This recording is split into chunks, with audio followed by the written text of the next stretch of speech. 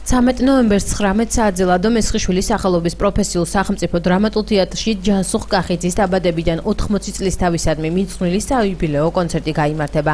საღამოზე ვახტანგ კახიძის მიერ კინოსა და თეატრისათვის შექმნილი მუსიკა, სიმღერები და ჯაზ ფოლკ კომპოზიციები შესრულდება. კონცერტში მონაწილეობას თბილისის სიმფონიური ორკესტრი, ვახტანგ კახიძე, ნატო კახიძე, მაკა ზამახიძე და სხვები მიიღებენ. ღონისძიების მხარდამჭერია ქუთაისის მერია.